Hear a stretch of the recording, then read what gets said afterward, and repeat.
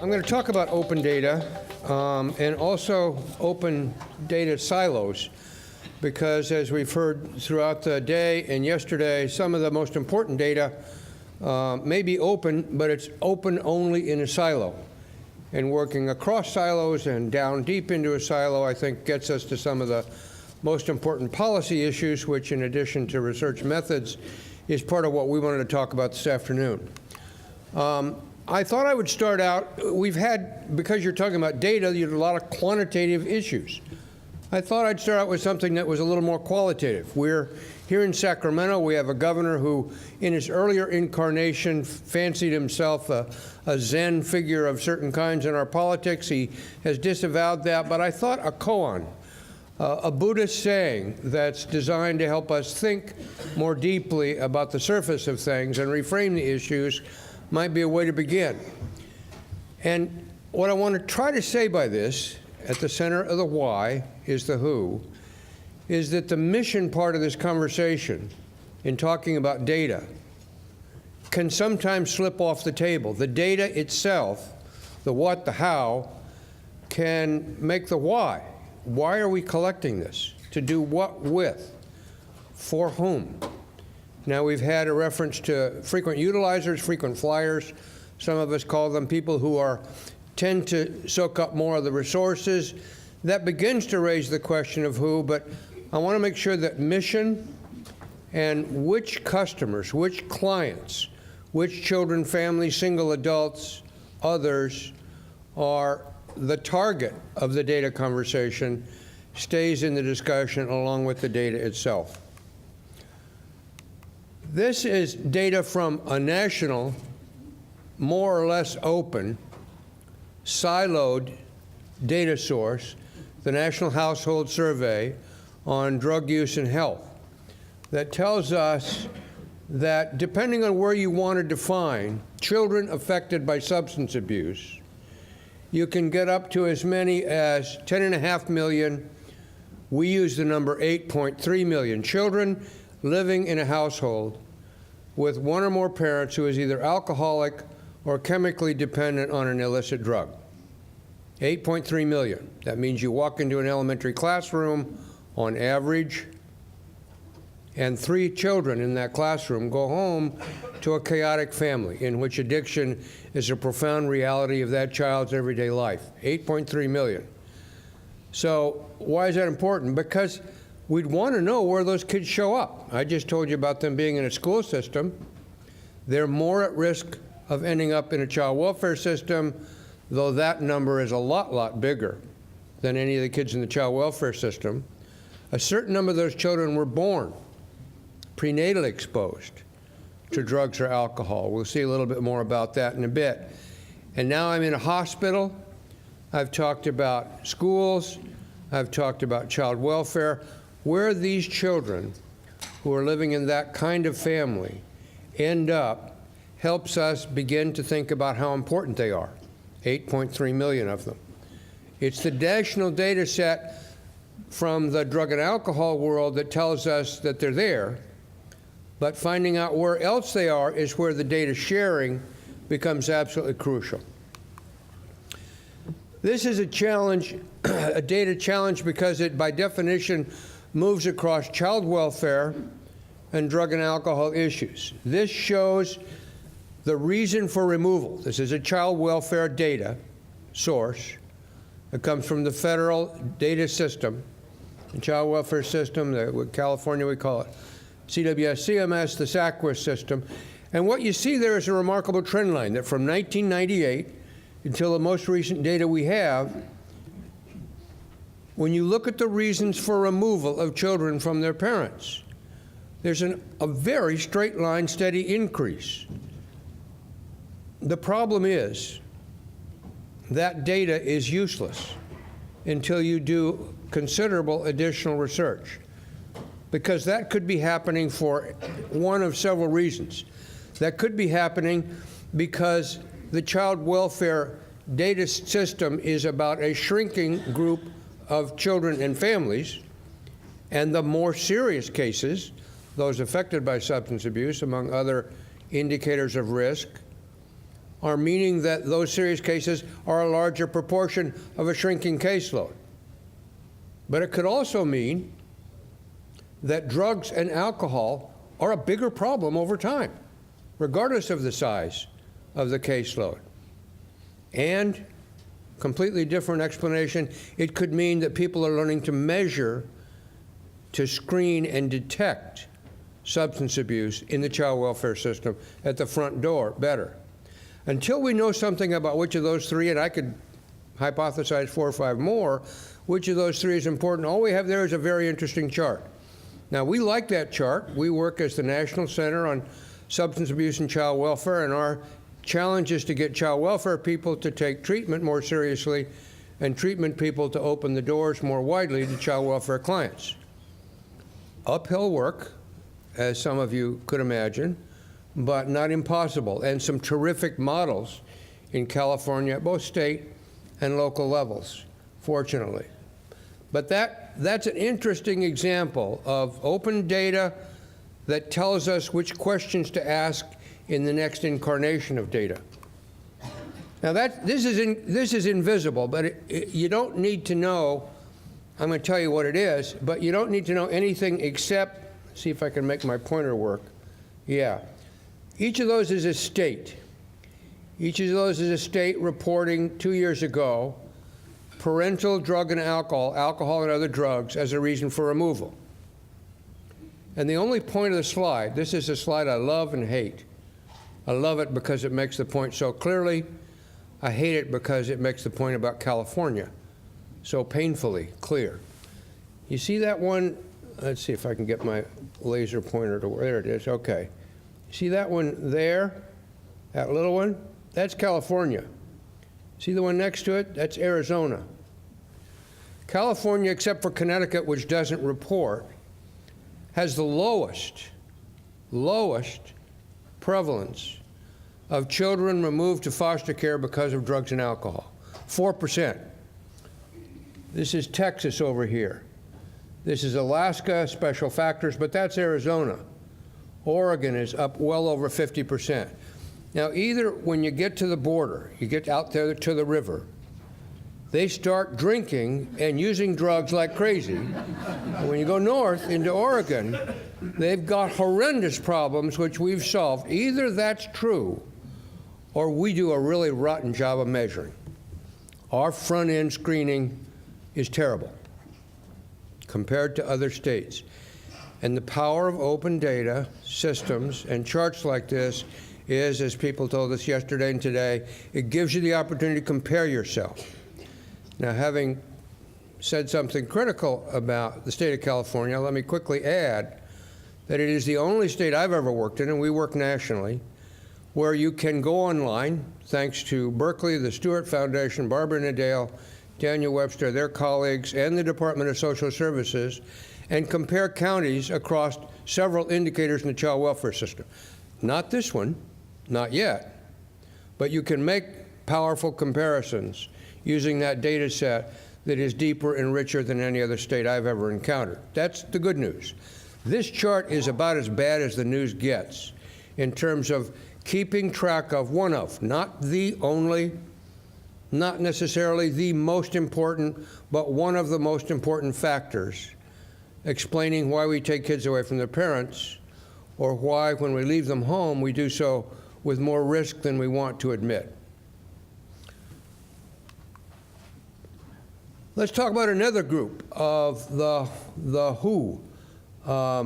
In this particular case, this is a chart we'd all intuitively agree with because we read headlines and we watch the 6 o'clock news, and we know that PTSD and our 10-year-plus wars are very closely correlated in a very, very sad way. Sad and tragic to the extent that it's affected lots of lives. What that doesn't show is, in our view, one of the most important pieces of missing open data, which is how many children are affected by veterans separated from service who've also come back with trauma and substance use disorders, which are family diseases, of course, and therefore affect children, except that the children of veterans separated from service are totally invisible. The VA doesn't count them, doesn't serve them, can't tell you within hundreds of thousands of numbers how many there are, though since 9/11,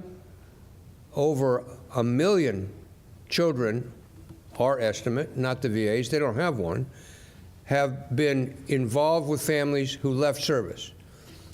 Only 1/3 of veterans, completely separated from active service, use the VA for health services. Their kids have nothing. They had, when they were on active duty, TRICARE, child care, schools, DOD, the Defense Department does a pretty darn good job. Family advocacy, an alertness and an awareness of child abuse and domestic violence. You separate, you leave service, you get that DD-214, the children become invisible. We've worked with counties around the state and around the country asking them, how many children of veterans do you have in your caseload? Blank stare. It's not on the form. But they're there. And they are 2 or 3 or 4 times more likely to be maltreated. And the data on their parents' substance use, again, a family disease, is very, very apparent from studies that have been done both of active duty military families and of veterans separated from service. But those kids, because they're invisible, this isn't about open data, it's about missing data. You start with some open data about trauma and substance use. You then know, well, that's a family impact. Those kids are likely to be affected.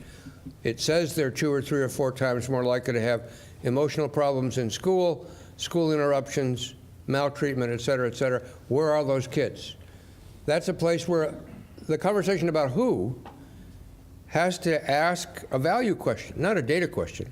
Are those kids, should any child in this country suffer because their parent volunteered to be deployed to war?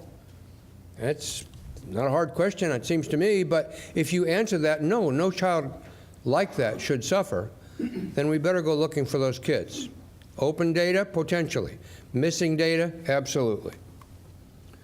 We do something, I'm not sure this is going to work out.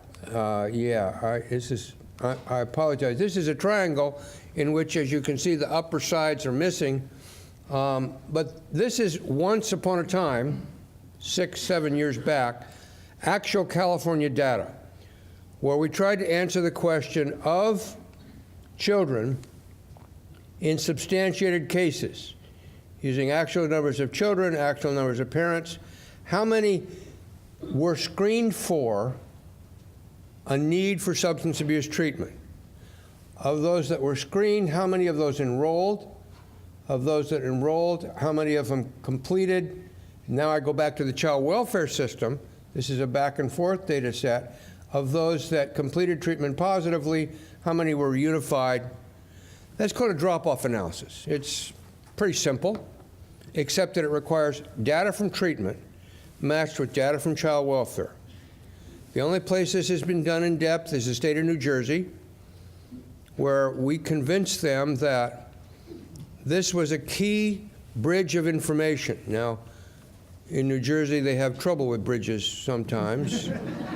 But in this case,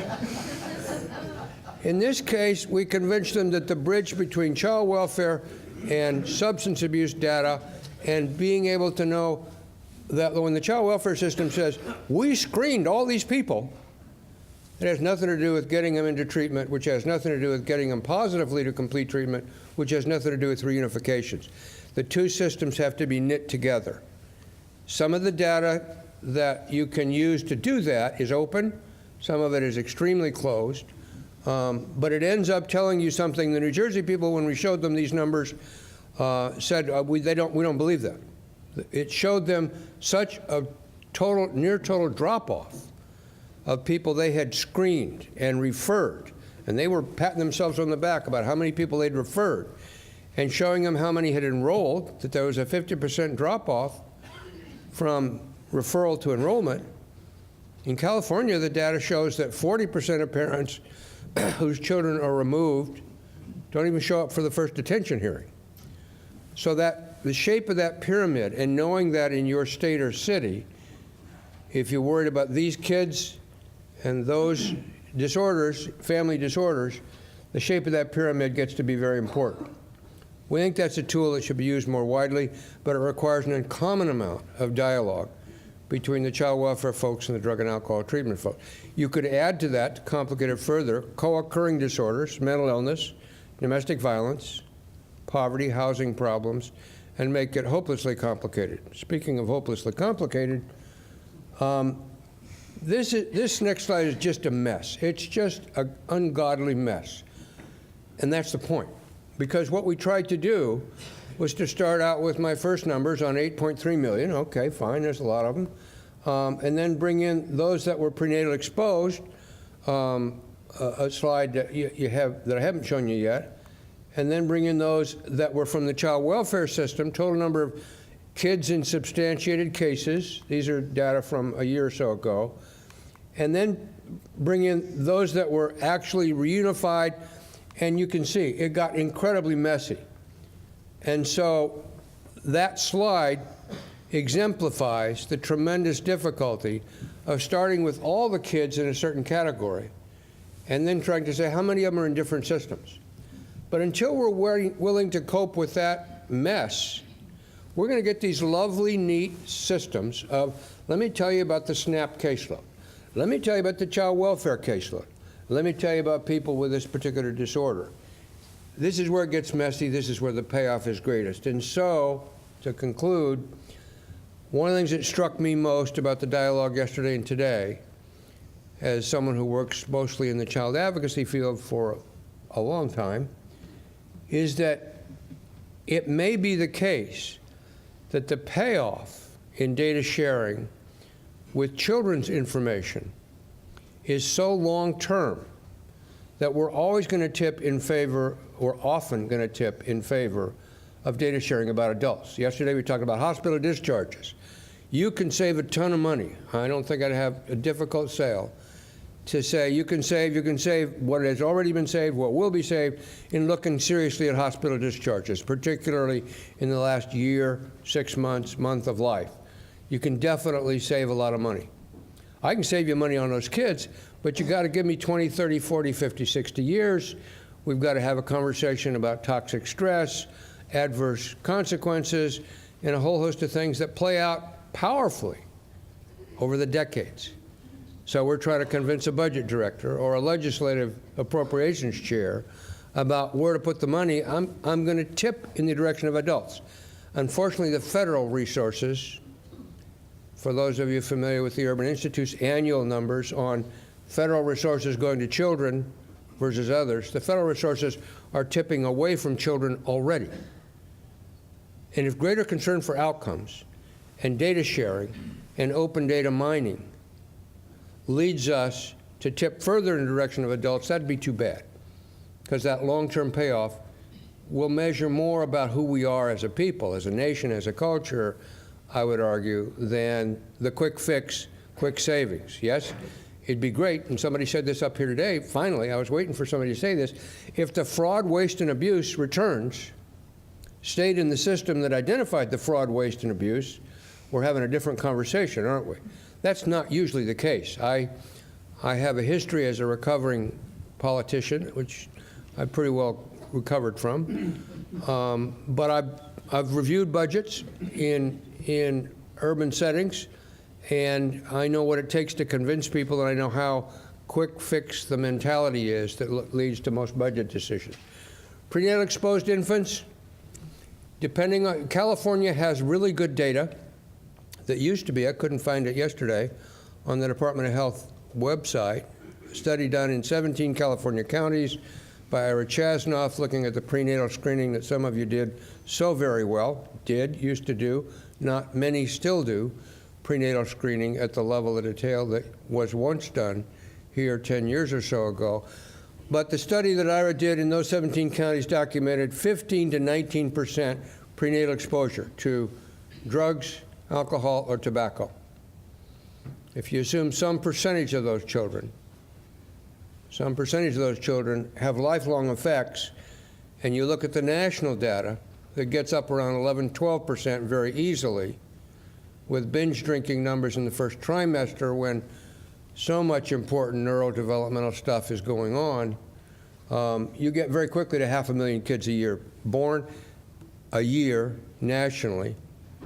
California's number is a sizable percentage of that. Children of veterans, I've talked about, maybe as many as 300,000. If 30% of the veterans coming back from Iraq and Afghanistan, this is a number the VA will defend, are affected by trauma and or substance use disorders, their kids are very likely to be affected. That gets you to the neighborhood of 300,000 very quickly. And I've talked about children of parents in the child welfare system. And that's it. Hopefully that's a sampler of some issues that the open data sharing conversation raises. But I want to underscore again, as I did when I began, that the conversation about why, what mission, which customers, which clients, where will the payoff be, is a good case to be made when you do this kind of data sharing and open data to go after low-hanging fruit. I understand that. But the low-hanging fruit is sometimes low-hanging because it's safe, non-controversial, and inconsequential. And the conversation about which fruit to go after, in the interest of what mission, in the interest of what children, families, and adults, is a conversation where I hope we'll have more debates than we've tended to have. Years ago, there was a debate. It happened to be in one of the counties represented here, but it was long ago, and I'm sure none of the people here were involved in it. There was a great debate in that county's Children's Collaborative between advocates of early childhood investments and advocates of investments in adolescence.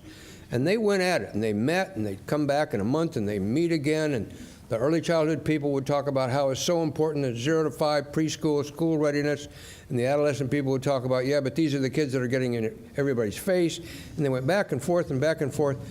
And there was a lot of discomfort, because in the human services where a lot of us are, I get to say this because my wife isn't here, who's a social worker, there's a lot of social workers who want, community and niceness and all that, and dissent, as is so common in the political world and sometimes in the quantitative world.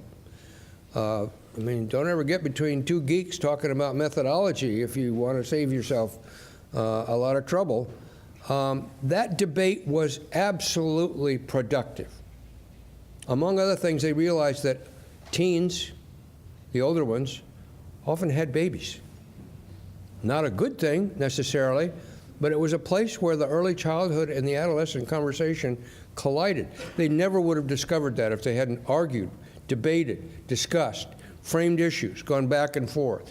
I hope we do more of that with data, rather than just picking the stuff that's easiest to pick. Lori Kapp isn't here today, but she was here yesterday and told me she uses a story that I stole from somebody years ago about the drunk who was wandering around the street in the middle of the night and dropped his keys out in the middle of the street and went over and started looking under the light. And his friend said, "That's not where you dropped the keys."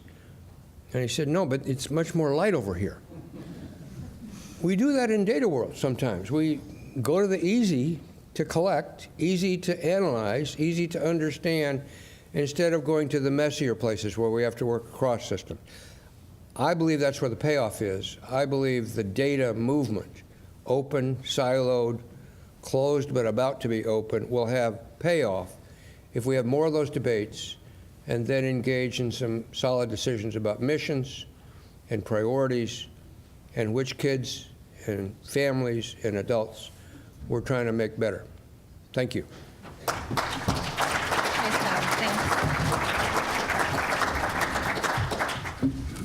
My name is Beth Glower. I'm the director of a product line at Socrata called GovStat. But today I'm really going to focus on my experience that sort of positioned me well to be a product director at the company, which was my 12 years working for the state of Maryland.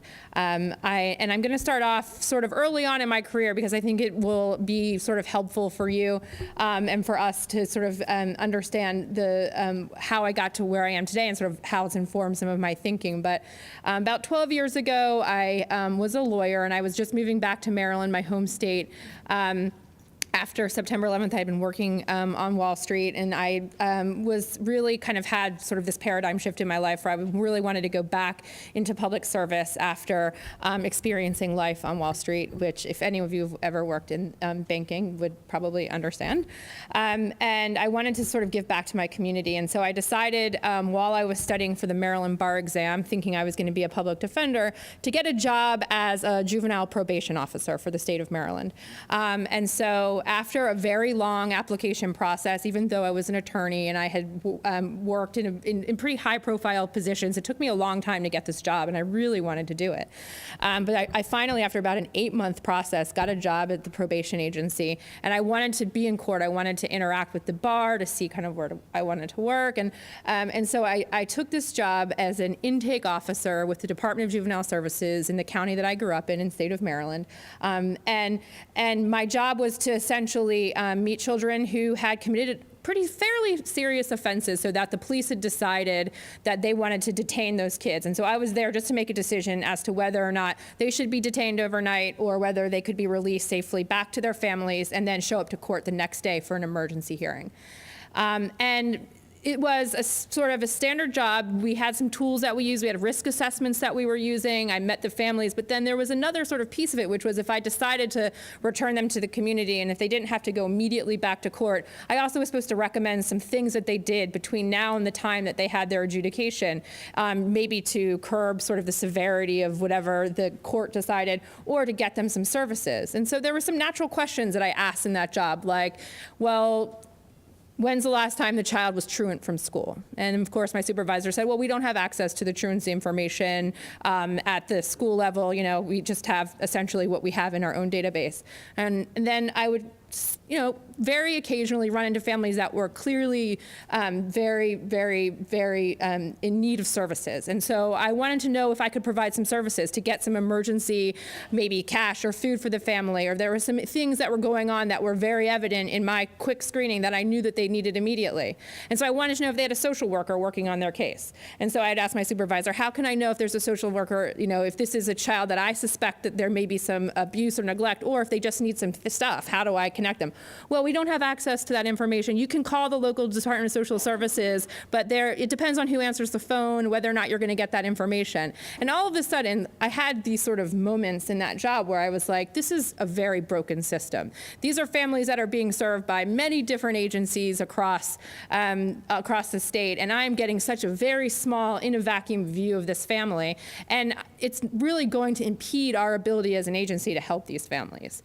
And it was the beginning of this sort of this sort of series of really major sort of understandings about the way that the state government was working and really how broken it was that led me to be kind of the biggest pain in the ass frontline worker in government, because I also was a lawyer and I felt like I had really nothing else to lose.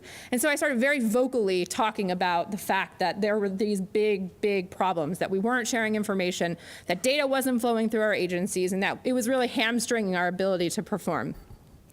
So fast forward to about 5 years after that, and I was chief of staff of the Department of Juvenile Services. And I had sort of used this platform and this ability of, you know, constantly essentially trying to quit, sort of move my way up through the agency, but to effectuate some change. And Martin O'Malley was elected governor at the time that I had moved up to the top of that agency.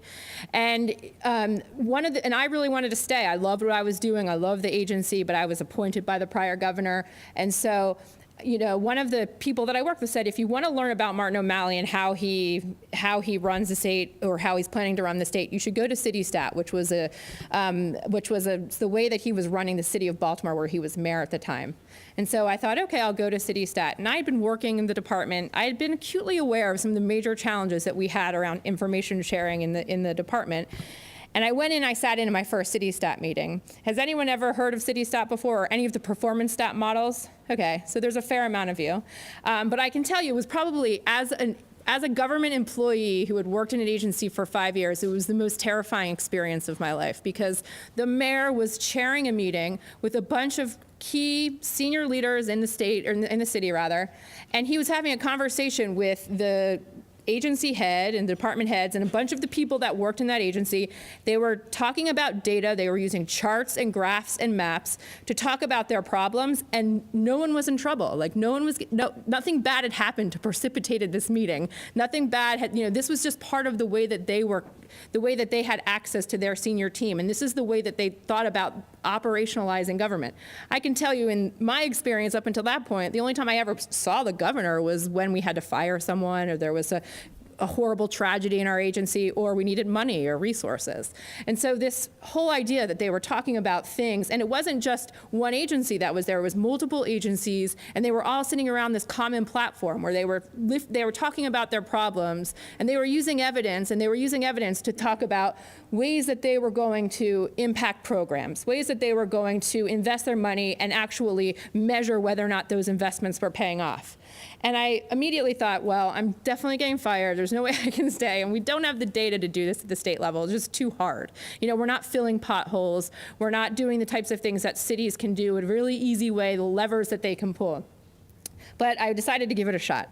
And so I sent out a very sort of benign email to the organization saying, if you consider yourself a data owner, can you come to this meeting in the building? I'll provide food. And which was always usually a hook for me in government. And so they came to the meeting, and sure enough, 50 people showed up to this meeting. And I thought, wow, 50 people showed up to this meeting. And they all said they were data owners in some way. And they brought different data sets, and this was just the Department of Juvenile Services. And then an analyst from StateStat, so the governor has now been sworn in, he's come to the agency, said she would come, and she would kind of talk about what we were going to do. The fact of the matter is that we wanted to align data to what were our priorities as an agency. Asked us as an agency, what was it important? What's our mission? The vision for our agency, and then how are we currently aligning data? And the truth of the matter is we weren't aligning data to our mission and vision. We had shelved strategic plans across the organization, and we had a vision and a mission that we thought a lot about, but we had never said, these are the data sets that we're going to rely on to see whether or not we're actually making any movement.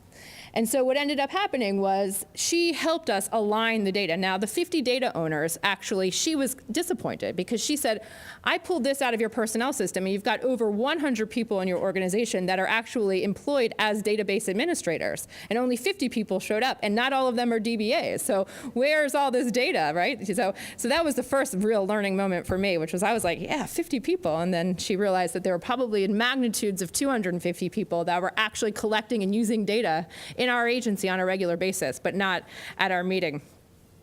So the short story is that I just became absolutely fascinated by this idea that we could take this data, we could align it to our problems, and we could have these conversations with our governor on a regular basis outside the presence of that emergency. But these were hard conversations to have. We were a troubled agency. We had kids languishing in detention far longer than they should be. We didn't have any in-state facilities for them to be in, so we were sending tons of our kids out of state for long periods of time, which made their outcomes much worse when they returned. There were a lot of really problematic areas, but all of a sudden, using this process and using this methodology, we were able to get to the root of a lot of these issues. And so StateStat, which was this sort of platform, was pulling all this data, but we were pulling all of this data and we were using it in Excel spreadsheets. There was no common platform for the state. We were pulling all of this data up, but it was all in this very manual and sort of very crude way, but we were aligning it to our problems. And I eventually, after about a year of doing this at the agency and seeing, sort of drinking the Kool-Aid and seeing all the sort of rapid changes that we could do, the governor asked me if I would come and lead StateStat. So I got to oversee about 85% of our state's budget and a comparable amount of our workforce through this process.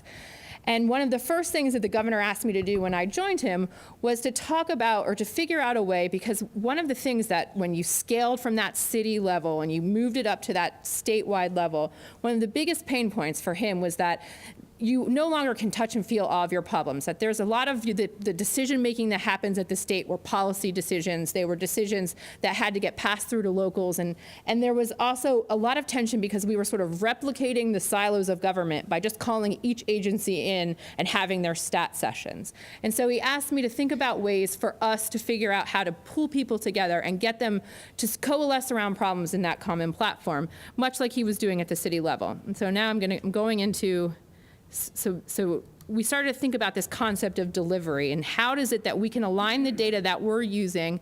And seriously, if you have questions, please, I don't want to miss any of them.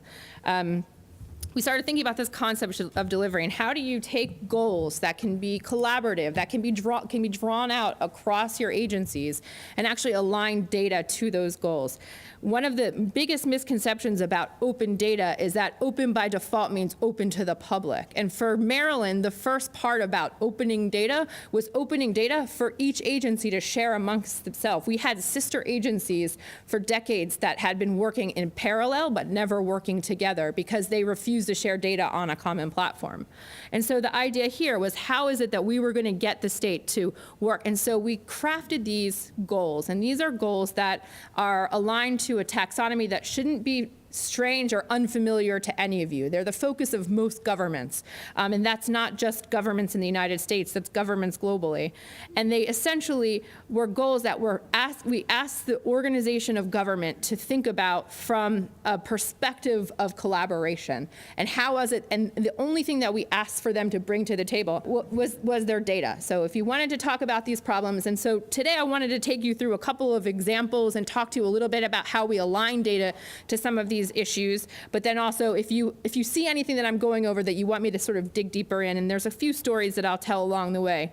I think probably for me, a story that is one of the most persuasive stories in this was one of the, we had this exercise earlier today for those of you that were in the morning session where we were interviewing each other, and one of the questions was the barriers, focused on the barriers to sharing open data. And for us in the state of Maryland, one of the biggest barriers to sharing open data were false barriers. People would come to meetings and I would say, I want to get this data set, and immediately like, oh, well, it's illegal for us to share that data to you. And I was thinking to at the lawyer hat, I was like, well, why don't we put aside the legal issue and I'll have a lawyer figure out whether or not it's actually illegal, but tell me a little bit about the metadata, tell me what's in these data sets, why you think it's illegal, but we don't have to talk about any of the identifying information. And one of the biggest things that we learned through that, and I'm going to talk about our violent crime goal for a second, actually. It was that a lot of times those barriers were false. People thought for years and years and years that it was illegal or confidentiality would be called into question. And when you started to dig in or you started to peel the onion, a lot of times aggregated data or data that could be somewhat analyzed and then provided, but actually provide a lot of intelligence into how to solve problems wasn't illegal to share. And so a lot of the times it was just asking the right questions and getting the right people in the room to actually dig into that. And then sometimes there were actual laws on the books that were, let's see, did I get in there? I'm not sure. There were laws on the books that actually, nope, that's breakfast. Let's see. Here we go. That were there for the purposes of confidentiality, but that we put on there as a state. And one of them, for example, I had asked our foster care agency, I said, I would like to get a match of where all of our registered foster care homes are, all the registered homes, and I'd like to match it against all of the homes that we know our most violent offenders live in, or all of our registered sex offenders. We have addresses for all the foster care homes. I have addresses for all of them. I want to match them. And the foster care system said we can't share the data around where the foster kids live. And I was like, well, I don't want to share it publicly. I want to do it in this sort of laboratory way. And so I went into the laws, and the federal law didn't prohibit me from doing it. But there was an old law on the Maryland state books that said that I couldn't get access to that information, even if I just wanted to share it with the public safety agency. And so we decided to take that as an example, and we went into the state legislature and we said, we want to change this law. We want to be able to take this and do this match. I had to put a plan into place. So what I was going to do once I did the match and making sure that we had an appropriate response. And after one legislative session, the law passed. We were able to do this match. And sure enough, when we put on the map the children or the registered foster homes in our state and where all of our dangerous offenders and sex offenders live, even the magnitudes of 100 or so homes, there were overlapping addresses.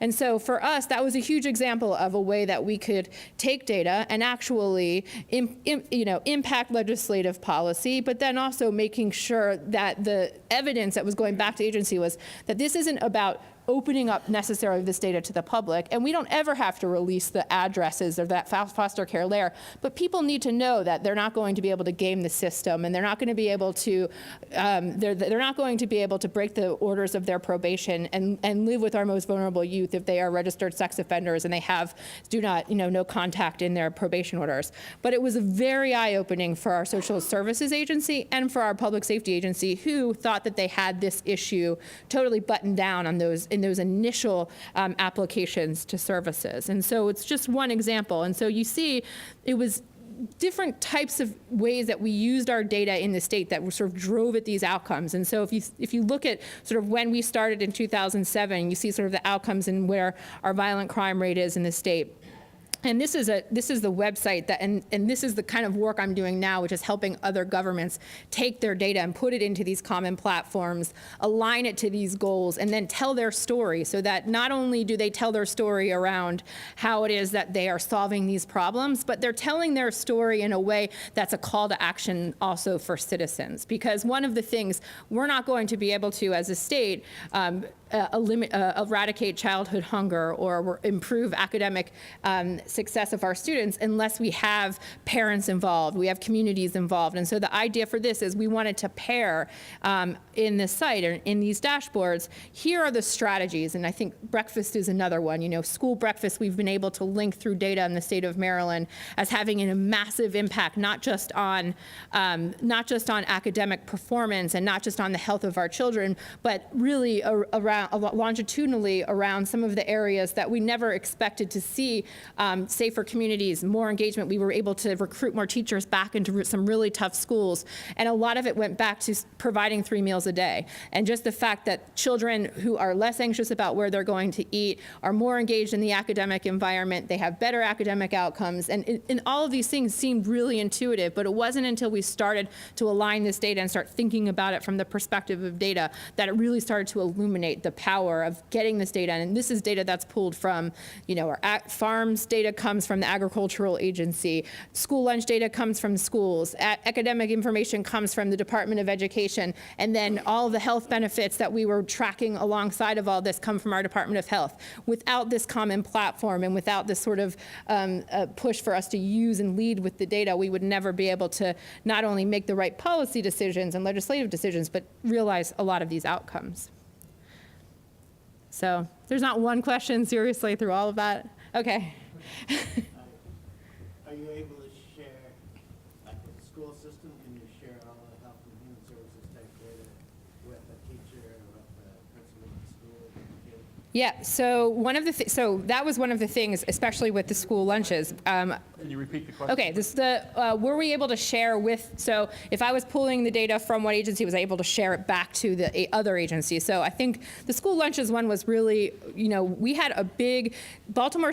First of all, one thing that you may not know is that you can, through the Department of Agriculture, you can get universal eligibility. So that if you have a certain amount of students who are eligible for free and reduced lunch, you can get everyone in the school eligible. So you don't have to have the stigma of going in the special lines or getting the special treatment when you're in the cafeteria. And it's one thing that we didn't know anything about. Baltimore City had done it, and we realized that we had geographic areas all across our state that were eligible. And so when we started to do this push to get people to do it, we couldn't get anyone to apply. We couldn't get any of the school systems that were eligible to apply, or even the clusters of school. And so I started taking the data on a roadshow where I would meet with principals and superintendents of schools, and I would say to them, I've made this dossier of just your student population. Here are all the students in your schools, and I got it down to a school level that are eligible. Here are the ones who are not actually taking advantage of the program. And not only that, here are the ones who are eligible, who might be getting school meals but aren't registered for SNAP. Their families aren't benefiting from SNAP,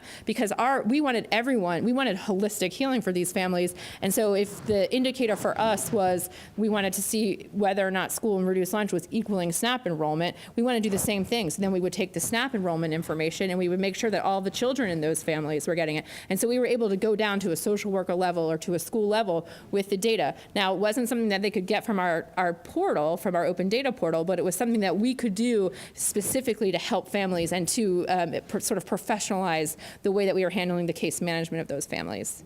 Did the data manipulate the actual policy analysts, or did you actually put those? Nope. So I led a team of 10 analysts that would go in to these agencies, and really it was more about giving the agencies or empowering the agencies on their own to take data and to use data. And we would teach them how to use some very simple tools in order to get sort of the benefits out of their data. And then in exchange, they would give the data to us centrally at StateStat. And then we would take that data and do the alignment and the analysis. How much effort was involved for the agency to actually do that? So it depends, right? So if you're doing it right, it shouldn't be any effort, because it should be data that they already have, that they're already using, that they can be freed and can just be used in a different way or repurposed. They shouldn't be creating new data for this. It should be data that, so there's a lot of data that already exists out there. If you think about every grant that you report for, if you think about every program now that, you're essentially creating tons and tons of data. The real question was just figuring out where that data was and how relevant it is to the problems that you're trying to solve. And that's what our team focused on. And all they had to do was sort of release the data. Now, some data and some really important data was being sort of manually collected with hash marks on a piece of paper on someone's desk. And so, yeah, there is a little work that has to go into actually making systems that are able to consume that data, but it's not a heavy lift, and it doesn't have to be incredibly expensive. I'm asking some kind of pragmatic questions. So one of the things would be that I'd be concerned about is that, releasing tools and stuff, you get some data back, it looks usable. I don't know necessarily exactly what someone did. I'm not always going to be clear on the, on the fidelity of the operation. How did you deal with those kinds of issues? So the most important part of what we did in STAT was put everyone in a room together and had that dialogue. So they would provide the data, but then they also had to meet me once a month and the governor most of the time when he was available. And we would sit in a room and we would take that data and we would have this dialogue and we would push the bounds of that data and test the bound. And so none of the data that's released in the open data portal in Maryland, and I can give you a glimpse of it, none of that data is data that hasn't gone through the rigors of that process, because that was for us the biggest threat. Because there was, first of all, there's outliers within data sets, right? So you've got someone who forgot data or didn't report data and it becomes a big, there's a big risk because it's badly maintained or badly curated data. And so the idea here was that we wanted to take all of the data, but then we wanted to start using it. We wanted to start observing it over time. We wanted to start applying it to some problems. We wanted to start putting in the hands of folks that really want it from other agencies to see whether or not it's as good as they thought it would be. A lot of this is about, always wanting what others have. But it was those dialogues, it was that conversation, and then it was carefully looking at it in that sort of laboratory. Yep. Yep. I'm around. Don't worry. I'll be here after this. Yep. So it sounds to me that you guys worked very hard to kind of create this level of culture and I think kind of data principles and kind of common data definitions. Does that sound about right? And then my question then beyond that is on for example, on mapping foster family agencies or foster family homes with criminal sex offenders, if you will. How did you identify, or what were some of the things that you did to provide user roles and responsibilities and authority within that context? I mean, are they password protected and all that kind of good stuff? And I'm curious how the data transferred between the local and the state level and allow locals to really use it in a robust way, but also protected confidentiality and privacy at the state level. So I think a lot of that they're still working out in Maryland. I think the federation between the local and the state could be better, and I think that that's one of the things that that is going to be a persistent issue when you try to do any of, and because you'll have, in California, you've got a county like San Mateo County who's doing this work. They're getting their data together. They have data governance in place, and they're creating really robust data to be released to the public. But then you have comparable counties that just don't have the resources, the bandwidth to do it. And so how do you federate data in a meaningful way so that there are some standards? And so one of the things that we did in Maryland to start that is we started data governance. We started intergovernmental data governance, essentially, where we wanted to be able to at least say, these are apples, okay, these are apples, and we're going to define apples the same way across all of our governments. But I cannot I mean, governance is always, every time anyone mentions governance, it's like this blank stare, like, oh God, here we are, we're talking about governance. But I can't tell you how important standardization of metadata is, because you really do, and we talked a little bit about linked data earlier today, you really do need to describe your data in detail. And the better you describe it, and the more direct and clear you are in the definitions of how you use it, the more usable that data is. We had very rich data sets that at face value looked very rich, but when you lifted up the hood, you realized that they were not as useful as some of the most basic, ugliest sort of raw data that was very rich in context and really informed a lot of the decision making. But it was because the metadata was clear, we understood the impact of that data, we understood how it was used. And so it's really incredibly important that you use tools that allow you to create that sort of enable you to standardize on what those sort of governance principles are, and then do deep dives on that metadata. Yes. Is there a health and human service version of StateStat? So, StateStat covered everything. So we did focus on health and human services issues. I'd pulled some of them up. And so, StateStat is what O'Malley does in the state of Maryland, sort of branded that way. And so the work that I'm doing is in the private sector now is creating platforms that allow anyone to do this. So if you wanted to do health and human services, one of the things that they're tracking, and I thought I had pulled it up. Let's see if I can find it here.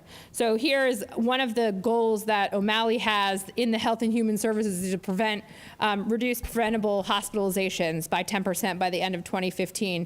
And you can see the data that he's relying on. And one of the cool things about the platform, and not to toot our own horn, is that you can dig deeper into all of this data. So this is just sort of visualized or analyzed data from the data resources that are available. But everything that you see on the page, and I'll be sure to distribute the links around if people want to take a closer look. Is that you can get into the underlying data. Data's driving all the aspects of this page. So here's the data, and if you want to go in and you want to explore that data, if you want to explore that data, here's the data that you're using. You now have the ability to visualize this data on your own. If you wanted to embed a visualization that you create on your own with this data, it'll produce a little bit of like an iframe, so you can take the data and embed it.